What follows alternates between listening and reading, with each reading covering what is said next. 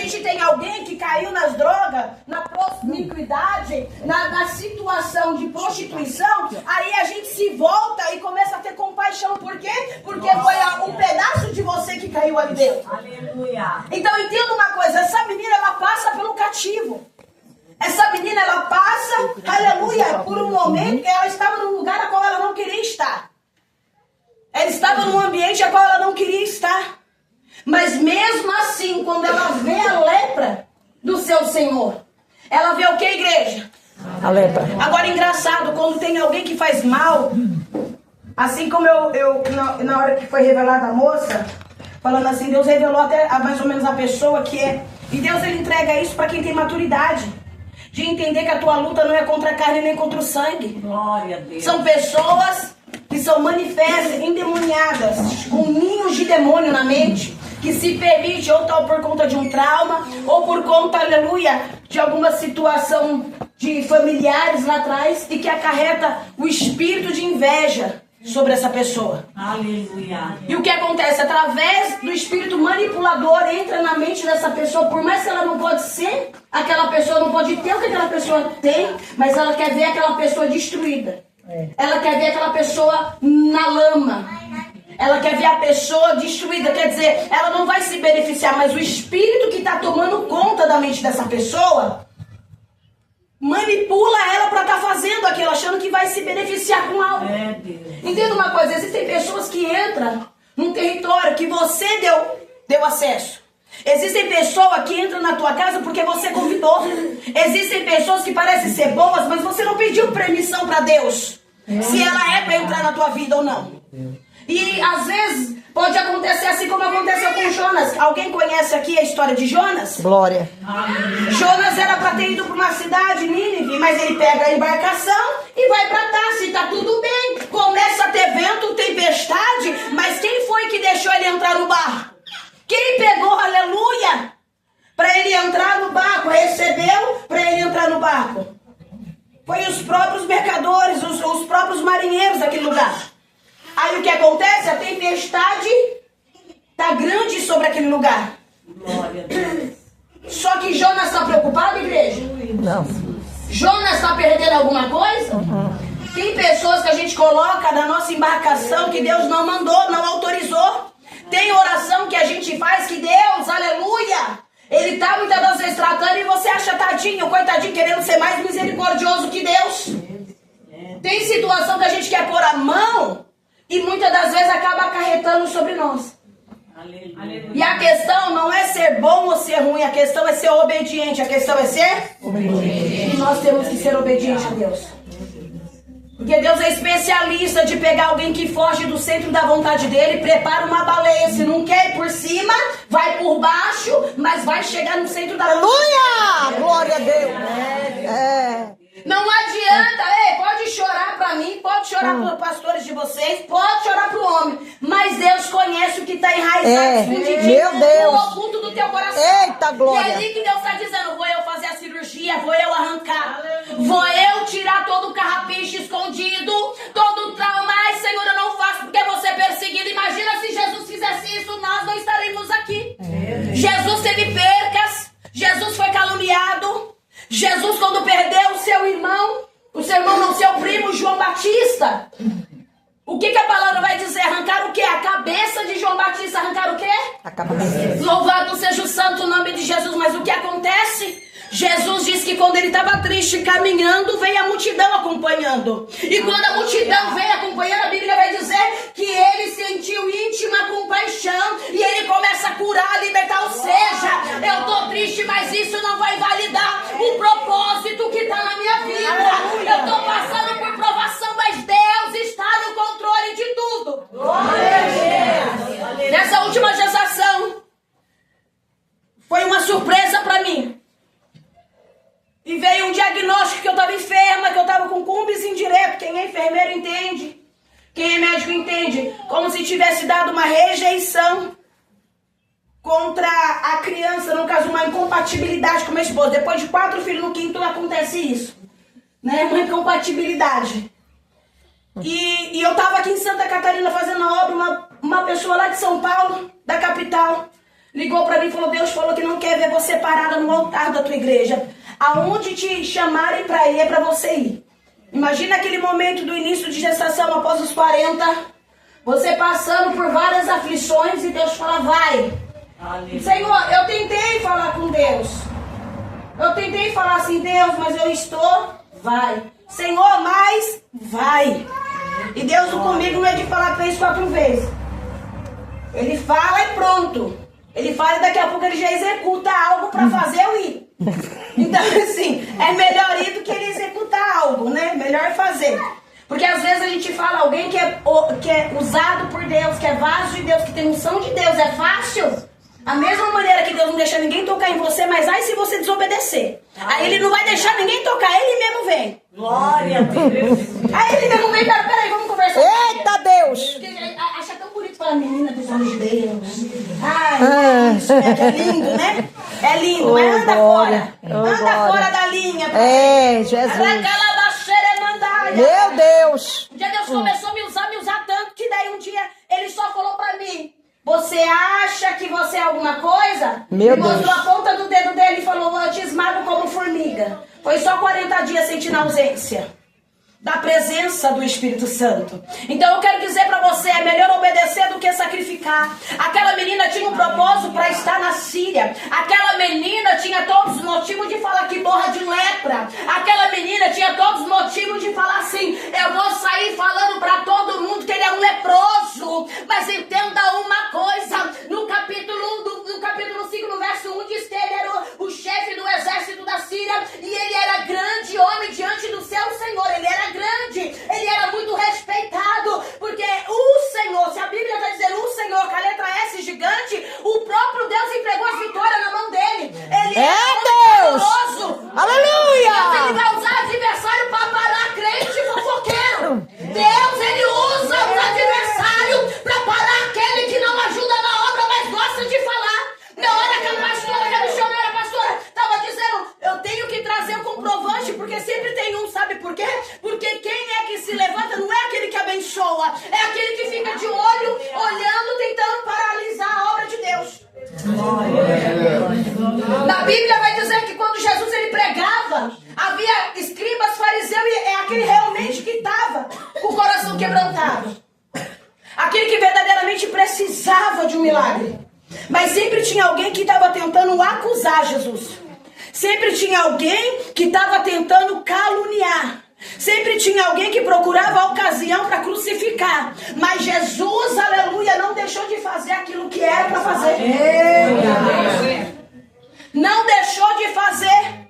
E o Senhor aqui no capítulo 5 está dizendo, a Bíblia vai dizer que aquela menina, ao ver a situação de Naamã, ela fala, se o meu Senhor soubesse, louvado seja Deus, louvado seja o Santo, e disse a sua senhora, tomara que o meu Senhor estivesse diante do profeta que está em Samaria. Ei, Deus está dizendo para alguém aqui hoje, pode não estar da maneira que você quer, mas o Senhor está dizendo, tu tem uma paternidade, tu tem o sangue do Cordeiro sobre a tua vida. Tem alguém olhando e falou, mas foi levada cativa. Não, ainda é da descendência do Senhor, ainda é profetiza do Senhor. Eu vou usar como instrumento de honra para que o nome do Senhor Jesus seja glorificado. Aleluia. Mas eu não estou onde que eu queria estar, mas você está exatamente onde Deus te colocou. Aleluia. Porque nós queremos ir num lugar que está com a sombra e a água fresca. E o Senhor te levanta para você guerrear.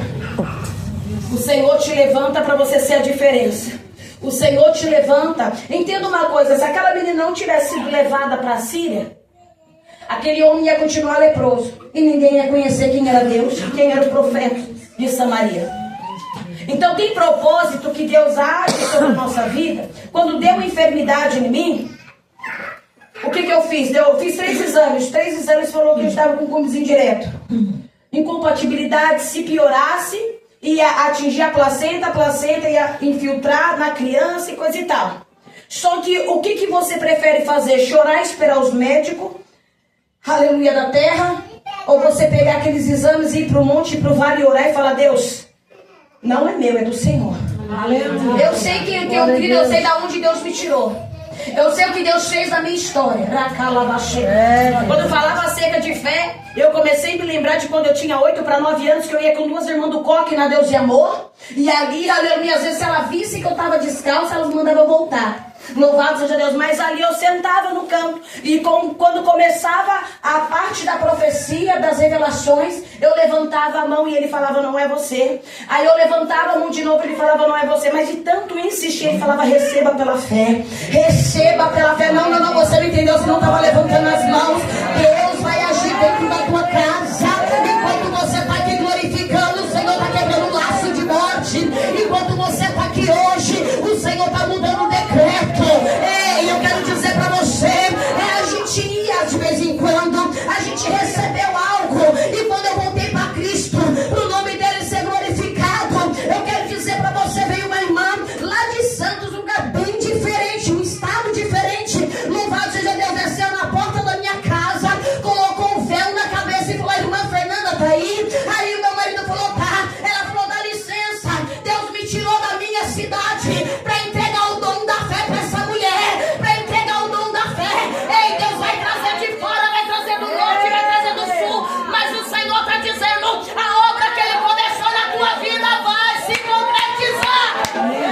O inferno se levanta para quem tem presença.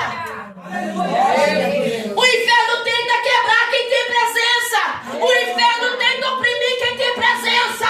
Mas aquele que tem presença permanece na presença, permanece no centro da vontade. Aleluia! Seja Deus. E Deus está dizendo: no centro da vontade dele que você vai obter vitória. Glória a Deus. Quando eu comecei para o monte, comecei para o vale, comecei a ter perseguição, comecei a ter a sede da presença do Espírito Santo. Muitas pessoas riam da maneira que orava, riam da maneira que falava. Não tem problema. Comecei a ir na Unicamp para orar pelos enfermos. Daqui a pouco o homem com HIV começa a ser curado, tuberculose, bichinho do porco. Não importa. Talvez você não fala bonito, talvez você não tem diploma na parede, mas o importante é que aquilo que Deus derramou, que é a presença de Deus. Faz assim, ó: eu tenho a presença de Deus, eu tenho a promessa de Deus, eu tenho a palavra do Senhor enxertada no meu coração. A presença de Deus não deixa você parar. A presença de Deus, ei, Deus não deu espírito de covardia para ninguém aqui. É ousadia, é ousadia, é ousadia. Ei, anjos arabaxando, decai. Tem anjos sobre este lugar guerreando. Aqui não é lugar de disputa para quem usa mais. Aqui não é lugar de disputa para quem tem mais. Aqui não é lugar de disputa para dizer quem é mais bonito ou quem é mais feio. Não. Aqui é a casa do Pai. E na casa do Pai Deus não faz acepção de ninguém. Aleluia. Aquela menina olha e fala: se o meu Senhor soubesse.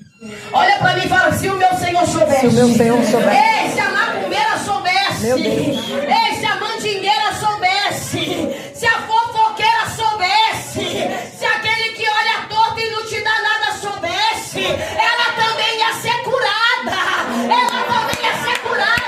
Deus levanta homens e mulheres aqui. Não é para ter ciúmes, não é para ter inveja, mas é assim: você vai pisar aonde eu não pisei. Você vai fazer obras ainda maiores que eu não cheguei. Mas através da profecia da palavra, Deus está dizendo: eu estou quebrando o cativeiro essa tarde. Se você depender da aprovação do homem, você fica paralisada. Mas se hoje você sair daqui falando: eu só creio na aprovação de Deus. A aprovação de Deus não é a aprovação do homem. Vai ter mesas que Deus vai te tirar que é necessário. Porque o Senhor, muitas das vezes, assim como Ele tirou Jesus, aleluia, de um ambiente e colocou no deserto para ser provado, para ser o que, igreja? Provado. Aí ninguém quer ter provação. Aí ninguém quer passar pelo processo. Aí ninguém quer passar pra moinha. Aí quando alguém chega, alguém como Nabucodonosor, ele fala: se não se prostrar, te joga na fornalha. Ah, Senhor, eu só vou porque senão eu vou morrer, tá? Aí não, eu conheço um Deus que vai olhar pra você e vai falar: você não se prostrou ao dinheiro, você não se prostrou à prostituição, você não se prostrou em situações a qual você soube que eu sou o teu dono, eu sou o teu patrão, eu cuido da tua casa, eu cuido da tua família, eu cuido do teu ministério. O que tem faltado são pessoas com aquela fé de falar: Senhor, eu não vou me prostrar diante da situação, mas eu me prostro diante do Deus que me levantou sobre essa terra. É sobre essa terra que Deus está dizendo: eu estou levantando homens e mulheres aqui. Mas eu sou pequena. Eu sou pequeno, mas é Deus, Ele quer o pequeno, Ele quer a pequena. Lembra de Davi? Os irmãos de Davi prepararam uma mesa. Prepararam o quê? E prepararam para quem? Para o profeta. Peraí, Davi vai ficar lá no pasto, porque eu não vou chamar Davi. Davi eu não vou chamar. Davi, ele é ruim, ele é diferente de nós. Eu não vou chamar Davi. Aí o que acontece? Os irmãos dele vai lá, faz a mesa pro profeta, achando que tá enganando, porque Davi não era bem-vindo na mesa. Eu vou falar, Jesus, mas o que acontece? Quando Samuel apresenta, ele olha aquela mesa farta, o holocausto, o sacrifício, tudo pronto, tudo bonito, tudo propício. Mas Samuel fala assim: acabou os seus mancebos, acabou os meninos. Aleluia! Não confirmou ninguém. A primeira instância, ele se apresentou, ele viu Eliabe, louvado seja Deus. Aí ele olhando o filho, ele falou: certamente é esse, porque é grande, é forte, robusto, tem aparência, tem aparência. Aleluia, glória a Deus. Mas Deus fala assim: não te atenda para aparência. Ajuda e socorro vai vir da onde você menos espera. A mão estendida, eu sou prova viva, viu? Vem da onde você menos espera. O amor, o abraço, a caridade vem da onde você menos espera. O fortalecimento vem da onde você menos espera. Toma posse em nome de Jesus. Prepararam a mesa para quem? Para Samuel. Prepararam para quem? Só que Samuel fala: tem uma coisa. Enquanto Davi não chegar, ninguém vai pôr a mão nesse. Aleluia. Não. Enquanto Davi não chegar, ninguém vai se assentar. Ei, mas espera aí, mas eu fiz pra ti, eu fiz pra Deus, e ele eu não quero. Aí Samuel fala: então a gente não vai negociar o que é inegociável. É o papai que tá falando nessa mesa. Ele só vai se dar presente se Davi chegar, se Davi se assentar, porque Deus não atenta como nós vimos. Aleluia. Deus está dizendo, Deus está mandando chamar. Talvez você foi desprezada e tirada, excluída de alguns lugares. E Deus está dizendo: enquanto não sentar, aleluia, não tem negociação. Deus está dizendo para alguém, assim como Naamã, quando ele ouve que havia profeta em Samaria, ele vai.